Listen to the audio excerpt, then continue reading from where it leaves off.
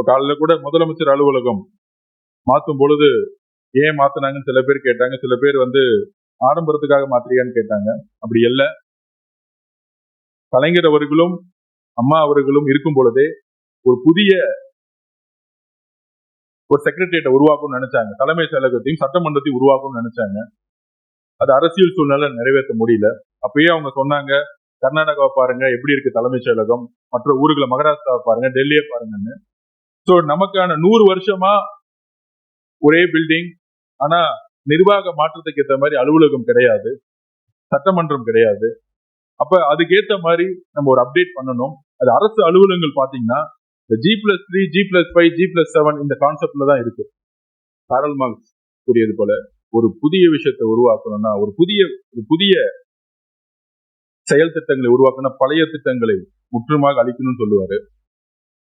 அதுல முக்கியமாக கிட்டத்தட்ட 27 கோடி சதுர அடி பரப்பிலான அரசு கட்டிடங்களை துறை பராமரித்து வருகிறது. தமிழ்நாட்டினுடைய முக்கிய இருக்கக்கூடிய சென்னை உயர்நீதிமன்றம், கன்னிபுரா நூலகம், சென்னை பல்கலைக்கழகம், மாநில கல்லூரி, 267 பாரம்பரிய கட்டடங்கள் பொதுப்பணித்துறையால் கட்டப்பட்டது. அப்படி ஒரு வரலாற்று ரீதியான துறை ஆங்கிலேயர் காலத்திலிருந்து. அதுல மறுசீரமைப்பை கொண்டு வரணும்னு அரசு நினைக்குது.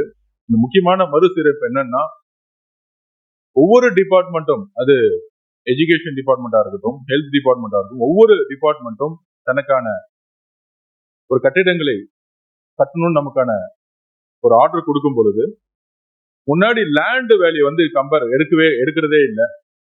இனிமேட்டு அரசு நிலமா இருந்தாலும் லேண்ட் வேல்யூவை கால்குலேஷன் பண்ணணும் மாண்பு முதலமைச்சர் சொல்லியிருக்கோம்.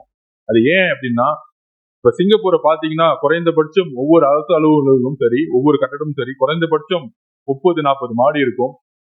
இன்டர்நேஷனல் ஸ்டாண்டர்ட் லெவல்ல இருக்கும். இப்ப காலையில கூட முதலமைச்சர் அலுவலகம் மாத்தும் பொழுது ஏன் மாத்தினாங்கன்னு சில பேர் கேட்டாங்க. சில பேர் ஆடம்பரத்துக்காக மாத்திரியான்னு கேட்டாங்க. அப்படி இல்ல, கலைஞர் அவர்களும் அம்மா அவர்களும் இருக்கும் பொழுதே ஒரு புதிய செக்ரட்டரியேட்டை உருவாக்கும்னு நினைச்சாங்க. தலைமை செயலகத்தையும் சட்டமன்றத்தையும் உருவாக்கும்னு நினைச்சாங்க. அது அரசியல் சூழ்நிலை நிறைவேற்ற முடியல.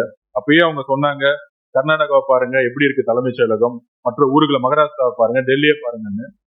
சோ நமக்கான 100 வருஷமா ஒரே பில்டிங், ஆனா நிர்வாக மாற்றத்துக்கு ஏற்ற மாதிரி அலுவலகம் கிடையாது, சட்டமன்றம் கிடையாது. அப்ப அதுக்கேற்ற மாதிரி நம்ம ஒரு அப்டேட் பண்ணணும்.